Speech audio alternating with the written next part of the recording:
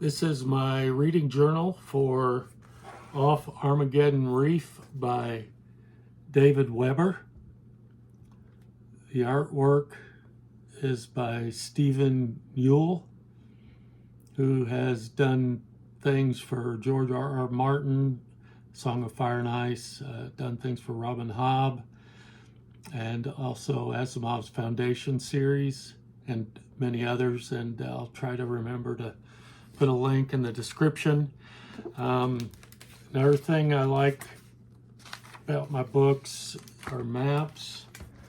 I like following along as you compare the journey with the characters to the map, and the map was designed by Elisa Mitchell, and she's done stuff with Orson Scott Card and also Robert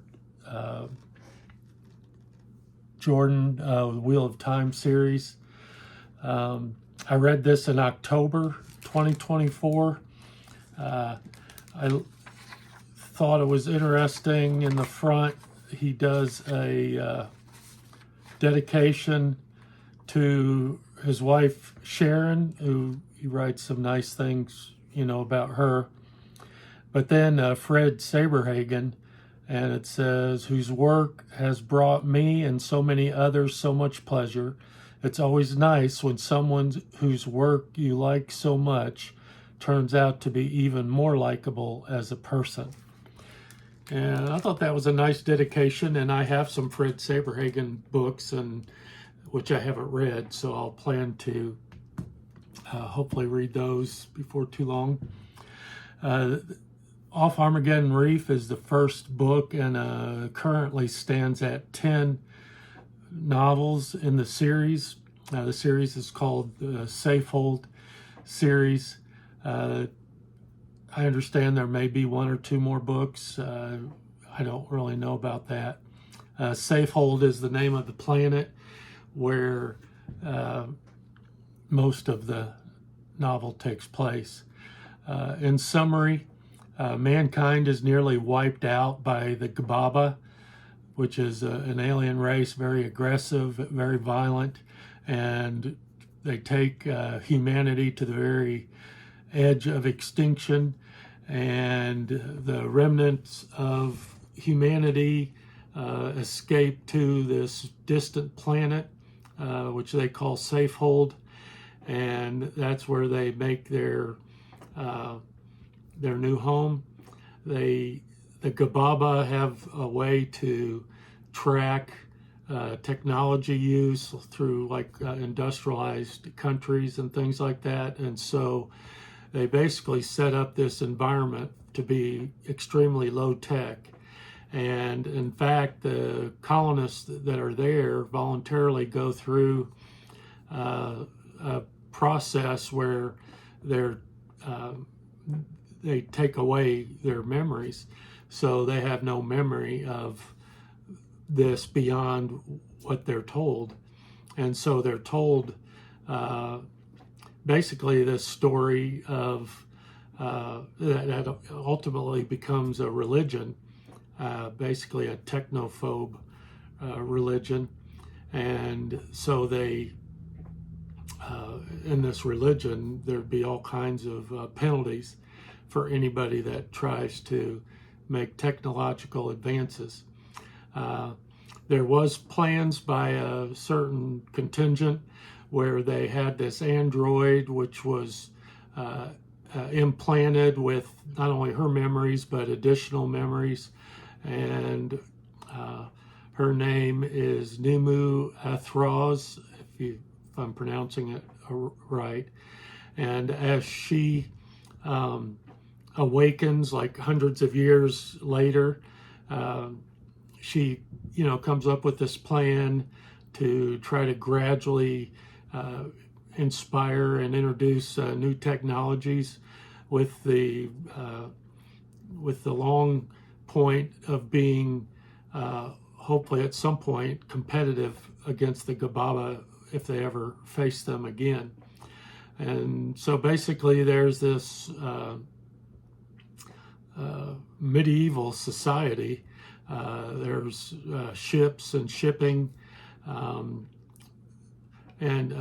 Nimue takes on a persona with her male android becoming male and calls himself Merlin. And Merlin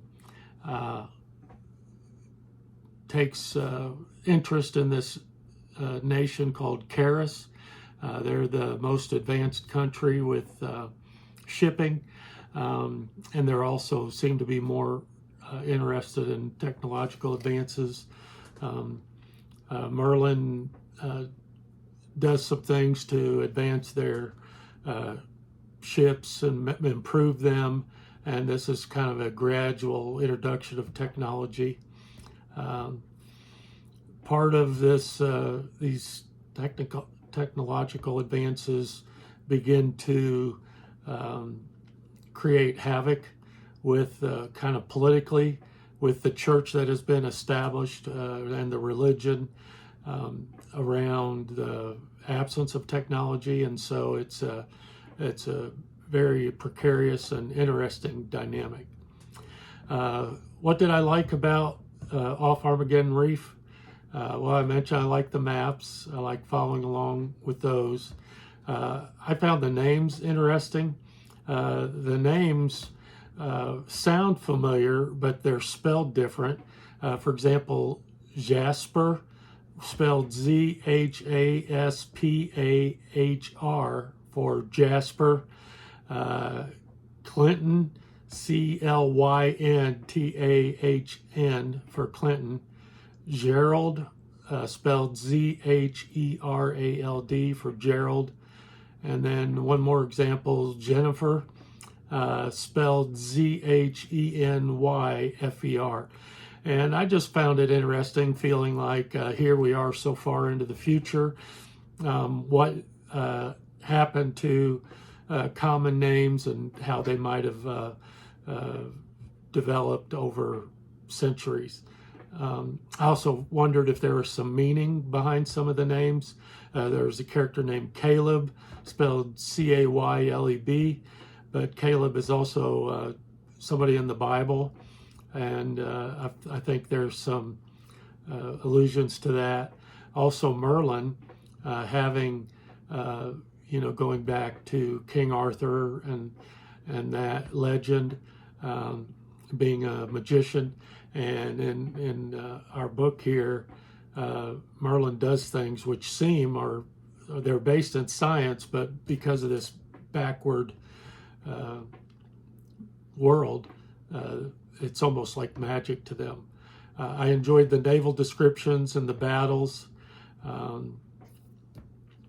I enjoyed that it's a clean science fiction, not that it's prudish by any stretch of the imagination. I found out on Wikipedia that David Weber is a lay preacher in the United Methodist Church, which is kind of a cousin to how I was raised in the Nazarene Church. And church and religion play a big part in this book, although it's not always positive, and it's just a very interesting dynamic. I saw a YouTube video where David Weber talked about this book being kind of his take on the Reformation. And as you may know, the Reformation came about to correct some of the corruption in the church in that day.